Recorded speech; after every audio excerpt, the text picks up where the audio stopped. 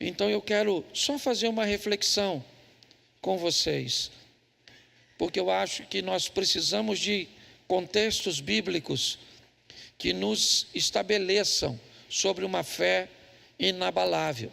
Sabe aquilo que o salmista quis dizer no Salmo 91, no verso 7? 1000 cairão ao teu lado, 10.000 à tua, mas você... Isso.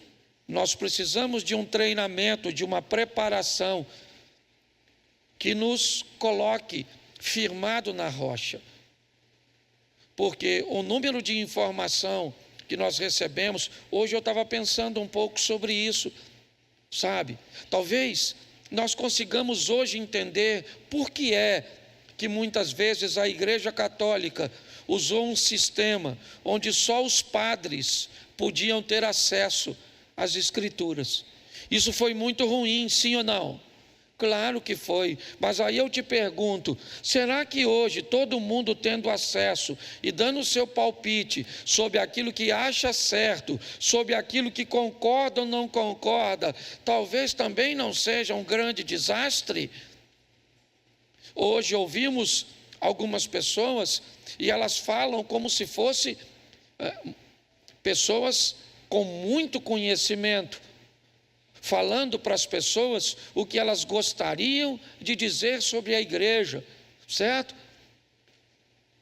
Mas não o que a Bíblia diz a respeito da igreja, mas simplesmente o que elas pensam sobre dinheiro, pensam sobre culto, pensam. E elas falam tão bem com o pouco conhecimento que têm, que se nós não prepararmos o nosso coração, irmãos, nós vamos ser persuadidos a acreditar em mentiras. Então eu tenho uma preocupação muito grande no que diz respeito a isso, em preparar uma igreja forte, apta para lidar com as adversidades, com as informações pervertida, ministrada por muitas pessoas. Você sabe como nós falamos aqui de dinheiro, como nós falamos aqui de frequência de culto. Nós buscamos oferecer à igreja uma capacidade dentro do possível, certo? De autossuficiência, onde você esteja apto a guerrear suas guerras, onde você entende o valor da oração da congregação. Aliás, peço oração para a Marcha para Jesus, peço oração por nossa festa, certo? Precisamos de um tempo bom, de tantas coisas. A Bíblia diz, orai sem cessar. Mas é importante nós entendermos que há um sistema sendo montado, ok? Para fazer com que as pessoas abandonem a igreja. Aí você vai me perguntar, mas pastor, o senhor acha que a igreja salva? É lógico que eu não acho que ela salva.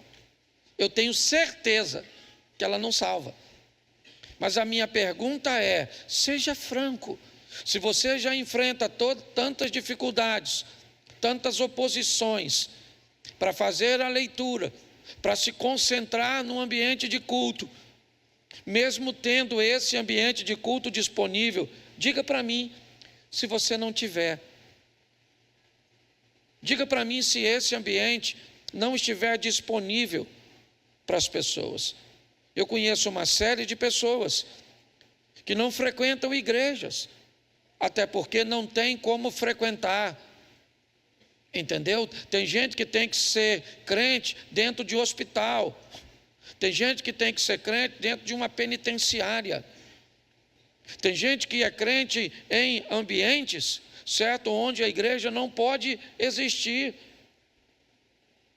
Então não é uma questão de salvação.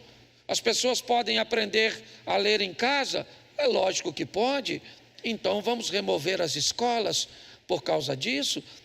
Então vamos ter o cuidado ao ouvirmos essas pessoas e esses posicionamentos, porque isso está cada vez se estendendo mais, e eles têm aliados.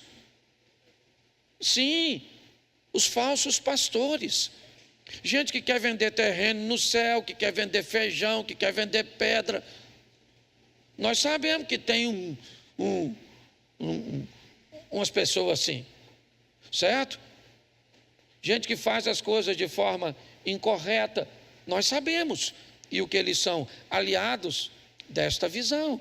Pastores revoltados, que muitas vezes cometeram pecado e que enfrentaram um ambiente tão opressor diante de seu pecado, que o coração dessas pessoas azedaram e hoje ela fala contra um sistema que se voltou contra ela, pelo motivo que ela mesma deu. Então nós precisamos estar preparados para isso. Eu não sei quem vai cair, a Bíblia só diz que é muita gente, porque 11 mil pessoas caem, 1.000 de um lado, 10 mil do outro. É gente pra caramba caindo. Então nós vamos ver membro caindo, pastor caindo. Tá. A Bíblia diz que quem está de pé, não preste atenção em quem está caindo. Cuide, para não cair. Tá certo? Então, se você sentir que vai cair, senta. Tá certo? Que pelo menos fica mais seguro. Tá certo? Manter a base, sentadinho. Então, nós vamos refletir sobre isso, porque é e tem sido um grande desafio para a igreja nesses últimos tempos. Os sinais que estão aí revelam que Cristo está pronto para buscar a sua igreja. Ok? É assim que funciona, certo? Nós, brasileiros, que nunca vimos tremor de terra, nunca vimos coisas, está aí diante de nós. Tá certo? Nós aguardávamos que as coisas demorariam mais a acontecer, mas a sequência, o intervalo desses fatos, eles diminuíram muito. Então vamos aqui a uma reflexãozinha para essa noite. Marcos, capítulo 5. Vou dar uma palavra pequenininha, esse culto é menor, certo? Nós vamos até o verso 34, tá bom? Aconteceu que certa mulher, que havia 12 anos vinha sofrendo de uma hemorragia, e muito padecera à mão de vários médicos, tendo despendido todo quanto possuía, sem, contudo, nada aproveitar, antes, pelo contrário, indo a pior. Tendo ouvido a fama de Jesus vindo por detrás dele, por entre a multidão, tocou-lhe a veste, porque dizia: se eu apenas lhe tocar as vestes, ficarei curada. E logo se lhe estancou a hemorragia e sentiu no corpo estar curada do seu flagelo. Jesus, reconhecendo imediatamente que dele saíra poder, virando-se no meio da multidão, perguntou: quem me tocou nas vestes? Vamos lá. Isso. Não, é para frente, não é para trás. Isso. Ele, porém, olhava ao redor para ver quem fizera isto. Verso 33. Então a mulher, atemorizada e tremendo, cônscia que nela se operara, veio, prostrou-se diante dele e declarou-lhe toda a verdade. Ele lhe disse: filha, a tua fé te salvou. Vai-te em paz e fica livre do teu mal. Feche os seus olhos. Senhor nosso Deus e Pai, em nome de Jesus, eis aqui a tua palavra, continua falando conosco. Usa-me nesta hora, em nome de Jesus. Amém. Glória a Deus. Amém. Bom, este fato acontece numa região que Jesus usava como base de seu ministério. É Cafarnaum. Ok? Cafarnaum foi o local onde Jesus viveu, na casa da sogra de Pedro. Em Cafarnaum nós temos a cura do servo daquele centurião. Nós temos ali a filha de Jairo, e nós temos essa que é uma história muito conhecida. Mas eu quero fazer uma aplicação rápida com vocês. O verso 25, na minha tradução, diz assim: e certa mulher que havia 12 anos com o fluxo de sangue. Preste atenção, Porque provavelmente essa mulher tinha um nome, é óbvio. Como ela se chamava? Será que seria difícil, certo, para Marcos ou para qualquer outro descobrir o nome de uma mulher que viveu um milagre tão grande? Será que ninguém numa comunidade de aproximadamente 3.000 pessoas, um lugarejo, um grupo tão pequeno, não conhecia a famosa mulher doente que sangrava? É obviamente que sim. Por que então não colocar o nome dela aqui no texto? Por que remover o nome e contar a história dizendo certa mulher? Será que a proposta de Deus não é que retiremos o nome desta mulher e coloquemos o nosso? Será que ao invés de uma mulher não poderia ser um homem? Será que ao invés de Maria não poderia ser Cláudia? Não poderia ser Cláudio? Não poderia ser Osias? Será que nós não poderíamos colocar o nome, outro nome próprio neste lugar e desenrolarmos essa história e mostrarmos o que pessoas que podem estar na mesma situação desta mulher podem fazer ao invés de entregar os pontos, de entregar o jogo? Me parece que é isso, ou pelo menos dessa forma é que Deus direcionou o meu coração a ministrar a vocês e a mim mesmo. Vamos trocar agora e colocar o meu nome neste lugar. Pegue o seu nome agora, e se você fosse começar a ler, né, esse texto, você diria o seu nome, tá certo? Então você vai se colocar nesta situação. E que situação é essa? Essa é uma situação que já dura bastante tempo. O próximo requisito desse texto é a importância de dizer o quanto tempo ela estava sofrendo. Isso não seria problema nenhum para Jesus? Para Jesus não faz diferença se ela ficou doente semana passada ou se ela tem 5, 10, 15, 20, 38 anos, como tinha o paralítico. Não, isso não importaria para ele, Jesus, mas importaria para ela. Quando a Bíblia diz que há 12 anos ela estava desse jeito, duas coisas eu posso imaginar concernente ao tempo. Uma, ela pode ter urgência. Outra, o tempo pode mostrar sua persistência, sua capacidade de lutar contra aquilo que está levando sua vida, aquilo que está tentando matá-la. Essa mulher estava numa briga, ela estava numa luta. Já havia 12 anos, ok? É importante nós entendermos que aqui muitos de nós estamos travando nossas batalhas, nossas guerras, nossas adversidades, que pode ser contra enfermidades, é verdade, mas pode ser contra a ausência do dinheiro, pode ser contra a desunião da nossa casa, pode ser contra a solidão, pode ser diretamente contra o mundo espiritual e as pressões. E talvez isso já dura bastante tempo.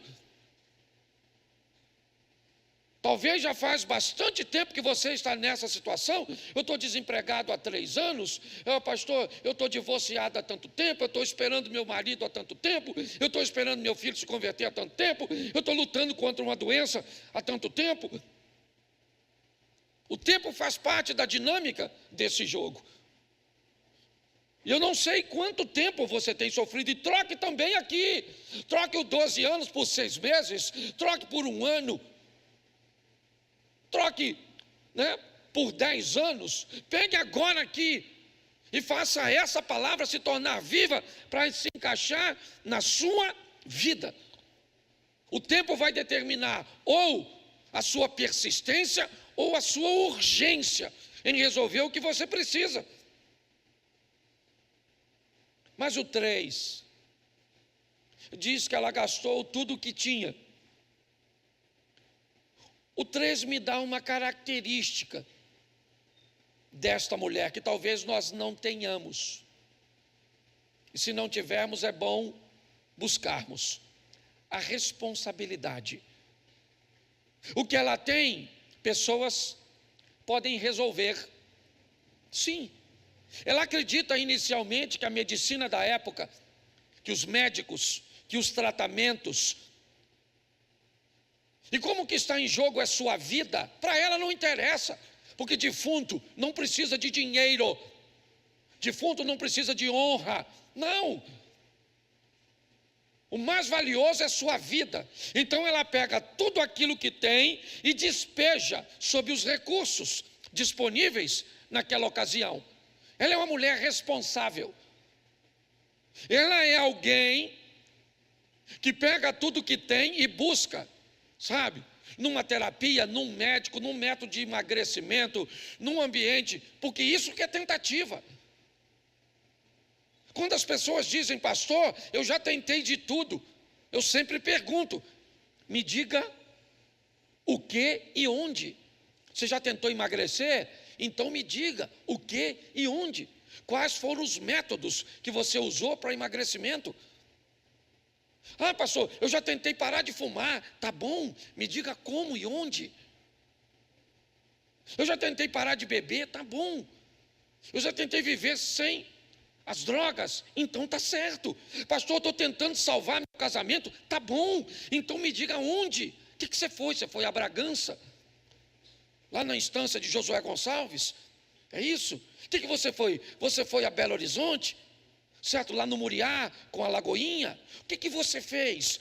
Você já procurou terapeutas, psicólogos, psicanalistas, certo? Psiquiatras? O que você procurou? Me diga onde foi que você tentou, para que eu entenda que você de fato está tentando, que há uma responsabilidade em você. Porque é isso que ela pega. Ela pega tudo o que tem e joga nos lugares que ela acredita que pode resolver, mas o resultado não é bom. O texto diz que ela perde seus recursos e sua doença evoluiu.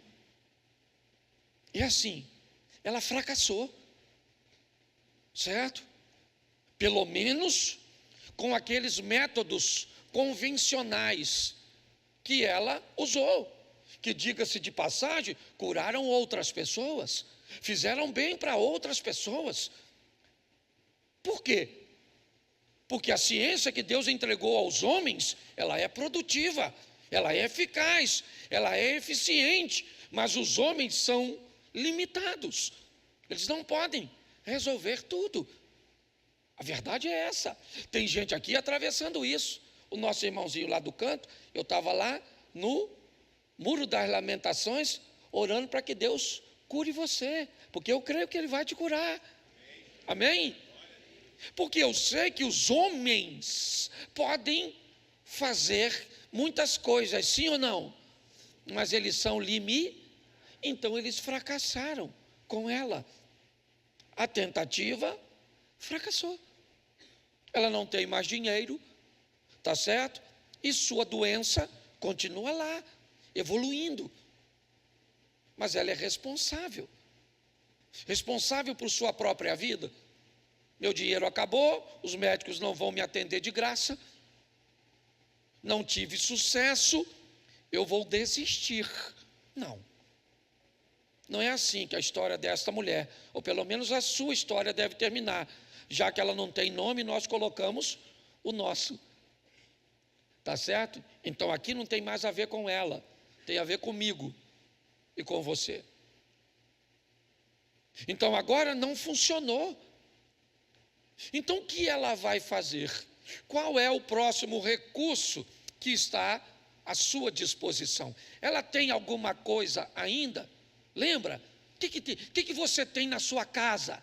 O que te sobrou? Lembra do profeta falando com a mulher? Você diz que não tem nada, mas vamos dar uma vasculhada. O que sobrou? Vamos pegar esse pouquinho de força, esse pouquinho de esperança.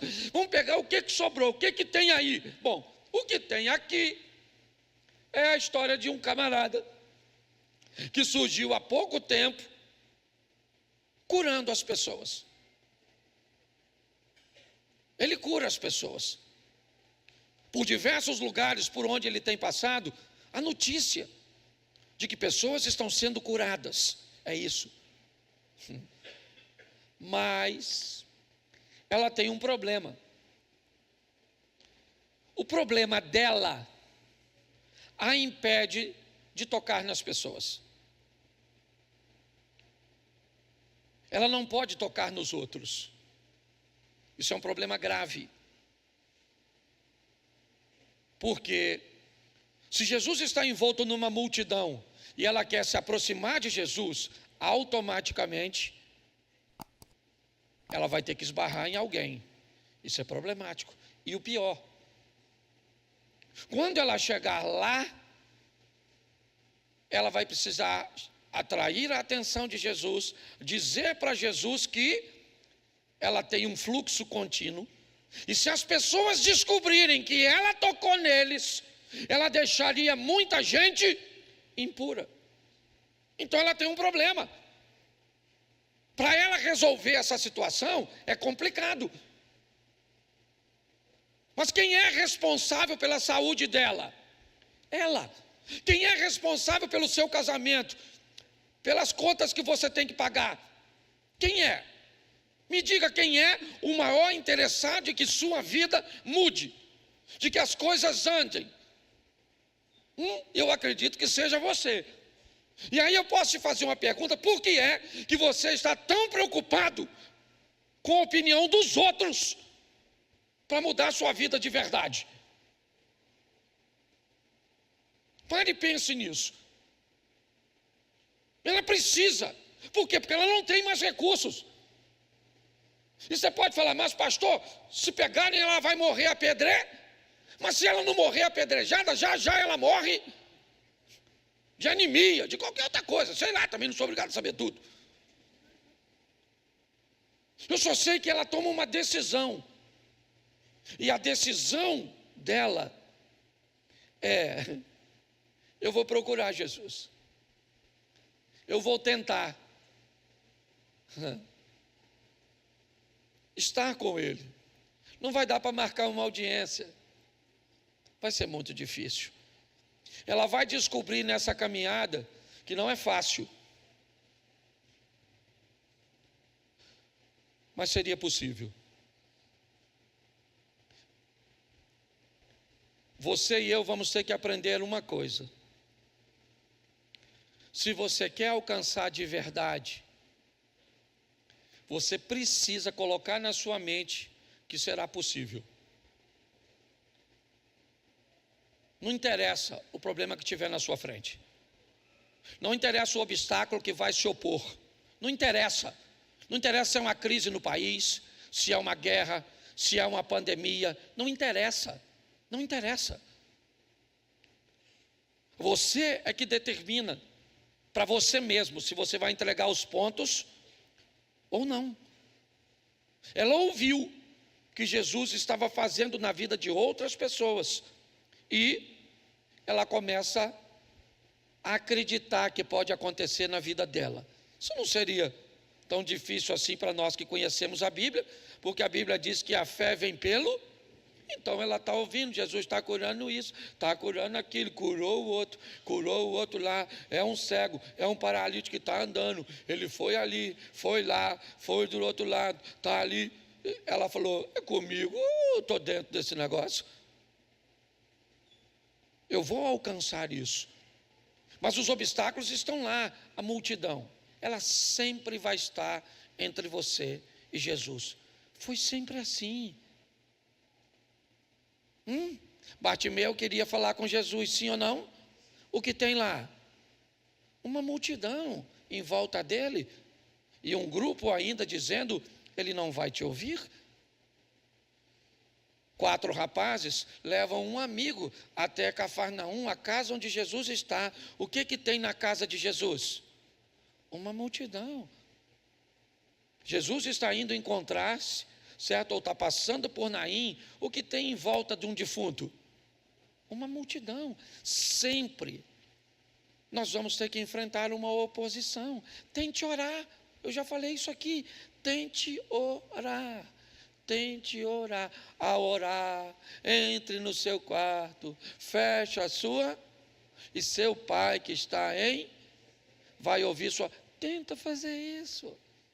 Entra lá e começa a orar, Senhor meu Deus, e você vê a quantidade de troços que vem aqui na sua mente. Amanhã eu vou acordar cedo. Que hora que esse culto vai acabar? Estou com fome.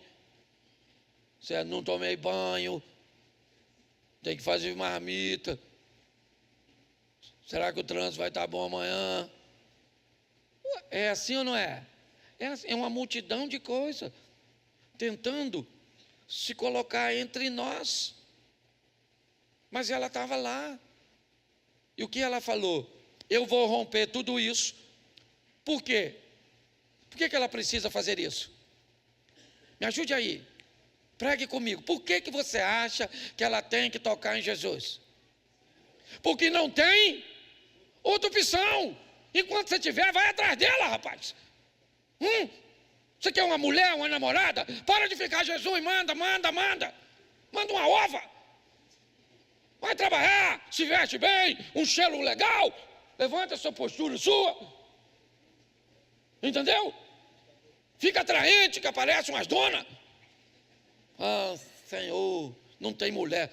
Não tem mulher. Ah, pastor, não tem homem, está assim de homem, ó. Onde? Espalhado. Que eu também não fico procurando, não estou precisando. Quem precisa é a senhora, então é a senhora que procura. Eu estou aqui para ficar indicando o homem para os outros. Aqui, ó. Isso é um assunto que não me interessa. A senhora que vai dar uma ajeitada nessa carcaça da senhora? Não é? Para aparecer? Sim. Aí não tem emprego. Que não tem emprego, rapaz? Tem emprego para tudo que não tem, a gente qualificado. Um cara vem e pergunta, pastor, o senhor arruma um emprego para mim? Querido, vamos lá. O que você faz? Faço tudo. Então vai trabalhar na NASA. O astronauta. Não é? Para pensar. Não, a verdade é essa.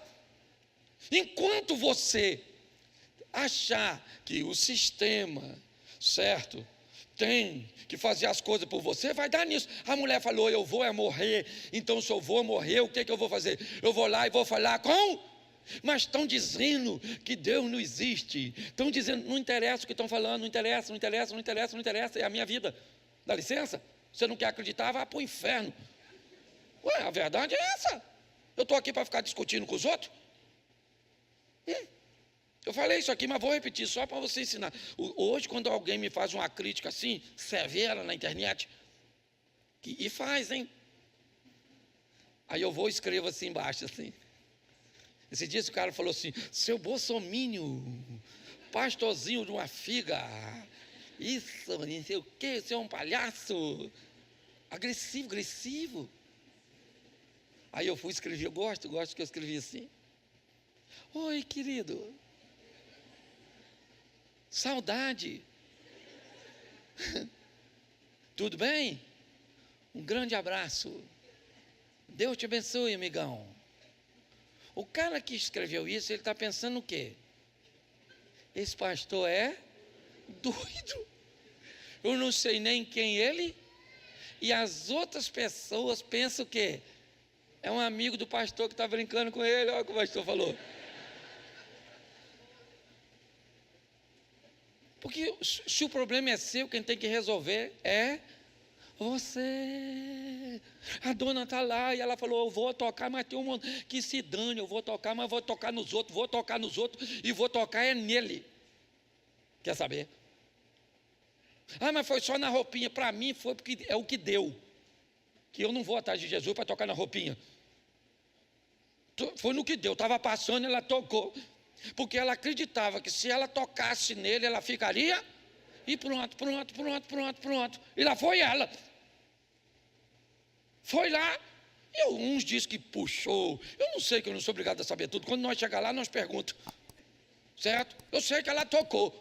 Onde? Aí o pessoal quer dizer que ela numas fitinhas que tinha escrito. Eu não sei onde tocou. Eu só sei que ela tocou na orla do manto. Não sei. Só sei que quando ela tocou, ela sentiu o meu estremelique assim, eu acho. E falou, parei de vazar. Ela estava com vazamento de 12 anos, vai ler lá, ó. Só dei um nome esquisito, não é?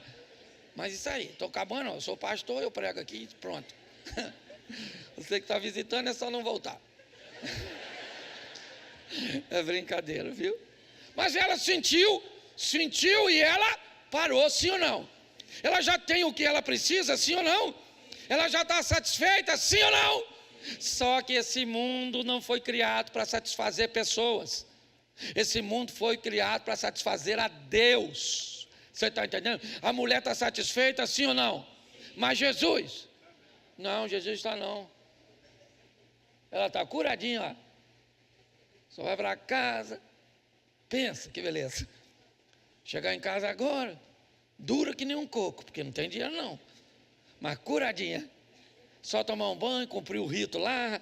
É ou não é? E ela está purificada. Só que quem é que parou? Jesus. Jesus falou: oh, rapaziada, alguém me tocou. O discípulo falou: aí, Jesus, está um vulco-vulco danado. O senhor agora é pop. Está todo mundo tocando no senhor. Jesus, Jesus. Ele falou: não, mas alguém me tocou. Diferente. Tinha muita gente, sim ou não? Mas quantas ficaram curadas? Quantas? Então não basta estar no bolo. Entendeu? Você tem que estar lá para fazer a coisa certa. Se você não está no culto aqui, aquele que estava lá está aqui, porque ele disse: estarei convosco todos. Então ele está aqui.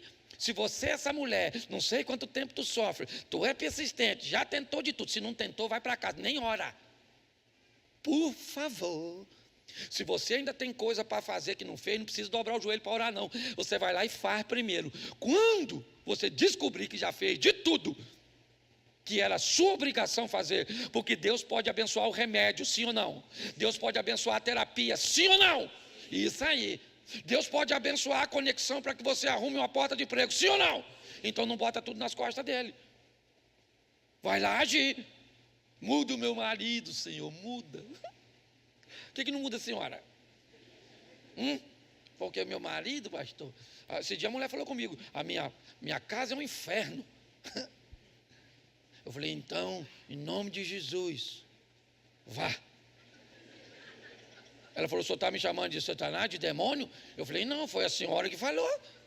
Se a casa da senhora é o inferno. Não, porque tem gente que dá um tiro no pé. E depois diz que engraçado sou eu. Como é que eu vou falar que a minha casa é um inferno, que minha esposa é uma praga? Longe de mim, pode até ser, mas não falo. Você não pode fazer uma coisa dessa, porque meu filho é burro. O burro é filho de quem? O burro é uma mistura.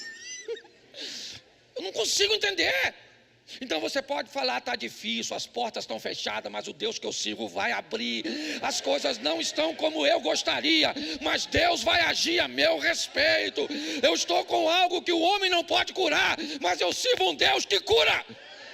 Nós não podemos jogar contra. Você tem que ir para frente, vamos embora. E a dona foi lá, curadinha. Pensa que vai embora. Jesus falou: não vai nada, quer ver? Pegar essa dona. Alguém me tocou, eu quero saber quem. E o Jairo deve estar uma fera, porque está com pressa para ir curar a filha dele. Eu imagino o Jairo: fala logo aí, gente, quem foi? Minha garotinha vai se lascar lá. Por favor. Pensa. E o discípulo falou: não vai dar, Senhor. Ele falou: alguém me... E será que ele sabia quem foi? Sim ou não? Mas mesmo se não soubesse, ele poderia saber, sim ou não? Sim, ele tinha poder para isso. Mas ele... Ele esperou. Porque a história não é dessa mulher, é a minha e sua história, lembra? É só trocar, que nós vamos entrar no texto aqui. É assim que funciona. Quem me tocou? Se ele está passando e perguntasse hoje: se aqui fosse Cafarnaum, você fosse essa mulher, você precisa de um milagre, você está na multidão, eu fosse Jesus, e eu perguntasse: quem me tocou, o que você faria? É isso aí. certo? Fui eu. Ela ficou calada. Por quê? Por causa de sua condição, certo? Então ela ficou quietinha. Mas quando Jesus fez o interrogatório, só vou sair daqui depois que eu descobri quem me tocou. Aí ela falou assim: então, fui eu, Jesus. Fui eu que toquei o Senhor. E aí ele diz a ela o quê? A tua fé. Bom, ela já estava satisfeita com a cura, sim ou não? Mas tinha algo mais importante. Não tem problema nenhum em você precisar de um milagre. E eu sei que você precisa. Não há nenhuma desonra nisso. Isso não torna você um crente de segunda categoria, porque procurou a Jesus mediante a uma necessidade que tinha. Não. Mas uma coisa tem que ficar muito clara para todos nós. A nossa salvação em Cristo Jesus é prioridade para o nosso Deus. Então lute com todas as suas forças. É verdade. Não entregue os pontos independente da quantidade, né, das adversidades que têm vindo contra você. Nós servimos um Deus que pode todas as coisas. Nós só precisamos buscar em Deus depois de usarmos o que Deus tem nos dado como ferramenta para isso. Você precisa de um médico? Vá. Você precisa de um advogado? Vá. Você precisa de ajuda? Procure. Você precisa tomar determinadas decisões? Tome. Você não tem força para tomar? Aí peça a Deus. Ou então, ao invés de pedir a Deus para que Ele te dê forças para tomar determinadas decisões, comece a andar com pessoas que já tomam as decisões que você quer tomar. Comece a andar com gente que já faz aquilo que você sabe que precisa fazer. Porque isso inevitavelmente vai conduzir você para esse ambiente de milagres, de um milagre que você precisa. Porque hoje, essa mulher, ou a representação dela, somos nós. Hoje, fazia muito tempo, eu vou falar que eu não vou falar nome, mas hoje eu quebrei um relacionamento com uma pessoa que eu admirava demais. Demais. Eu sou uma pessoa difícil de perder amizades, mas de alguém que me deu tanta coisa, que me abençoou tanto. Mas hoje eu peço a Deus, é a minha oração, certo? É o que eu preciso. Se Jesus passando aqui, eu sendo essa mulher, eu tocaria e pediria: Senhor, protege essa pessoa, que tudo aquilo que estão dizendo a respeito dela seja tudo mentira, que seja uma grande farsa, perseguição. Eu não quero nem mais, e sei que eu não vou ser mais amigo dessa pessoa, mas não deixe ela passar vergonha, não deixe ela passar humilhação. Então todos nós temos aquilo que gostaríamos de pedir, de tocar no Senhor nessa noite.